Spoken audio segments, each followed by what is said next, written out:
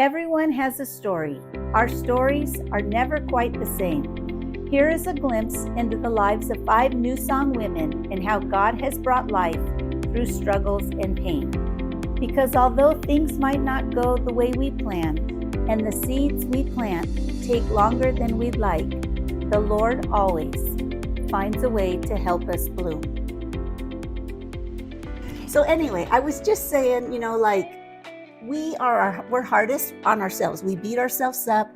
The way that we talk to ourselves, I would never, what I say to myself, I would never say to you, or would I even think that about you? Yeah. Like when people come over for Bible study, it's like, I feel like I have to have the house perfect. And like, you don't even notice, the things, like you're like just here for fellowship and just for, and so, and even the way we look, like, as I'm aging, like I look in the mirror and I'm like, oh my, like, and it's like, I see things that I know you would never looking at me see. Right. And so we just are hardest on ourselves. And so we just want to bring attention to that, because like, if we can catch ourselves, we can stop that, you know? Yeah, I agree. So I know, especially like with me, like in the middle of the night is kind of when those little whispers come in. You're not good enough as a mom. Your house, isn't, you failed your kids today when you yelled at them or did something. And I want to say, like, what is something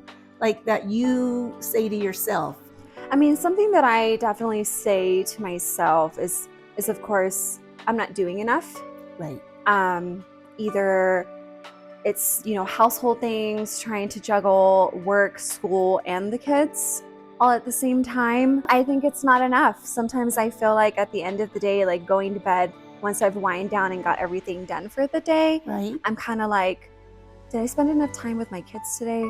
Right. Like I know I'm gone all day and I come home like around 6 o'clock and I'm like, getting dinner, getting kids ready for school, making sure everything's been done before I get ready to do my things, whether it's homework assignments or showering, getting ready for the next day, stuff like that. And I'm like, in the back of my mind, I'm like, did I spend enough time with my kids today? Like, I'm not here all day.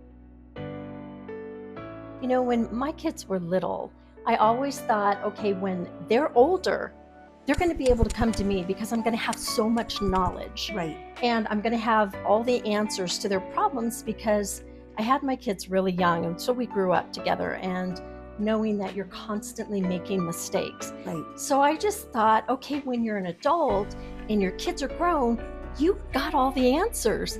And I'm finding that I'm still learning, and a lot I'm learning is from my kids. So that's why when I feel like, am I doing enough? Am I present enough? Right. Stuff like that. Am I giving everything that I possibly can give before I go to bed every day? And then what do you give to yourself? For me, generally, it's like I wake up, get ready for school, work, get the kids ready, start the day, do work, school, pick the kids up, come home, dinner. And that's crazy. Ready for bed. That's like, and you think that's not enough. No. And I mean, if I'm not doing enough, am I not present enough? And then even like, am I just worthy of just being in the moment? I guess it's just always that need to be better, and a lot of times I feel like I should know better. When you make a mistake, it's like, I've already been there, done that. Why am I making this mistake again? It's really what I feel like. It's just, I don't feel like I'm giving everything that I can give, when in reality, I don't know what else I could give if I'm doing everything. When I was 17, I thought that I knew everything there was to know. And so I guess I was in a hurry to grow up, and I met someone, and we ended up getting married, and I had my son at 18, thinking still that I got it. And then after he was born, and I realized when he was growing up how much I really gave up in my life by being in such a hurry to have kids and not really knowing, the first part of it. And of course, that first marriage led to divorce. And because, you grow up and you grow apart, we had different paths that we were traveling, different things that we wanted out of life. Sure. And so, it was. See, I didn't know that. It was really a painful part of my life. And, I don't necessarily like to relive it, but it is who I am. And it is where I came from. And I learned so much from that. So looking back, I want to know, what would you say to this person? Oh my gosh. That was me on my 15th birthday. On your 15th birthday? Yeah. I would say to her to just not worry about what people think. Right. To just not worry about what people think of you and their perception of you.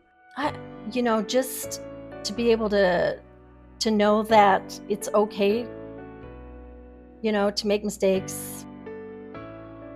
And just live your own life and Right. do your own thing, make mistakes, make the choices that you want, and don't care about what anybody has to say about That's them. awesome. To be honest. This person, she is enough, isn't she? Right. She is. She's enough. Yeah. She was then and she is now. Yep. Yeah. And I just never saw And it that she's way. beautiful. Yeah. And she's worthy.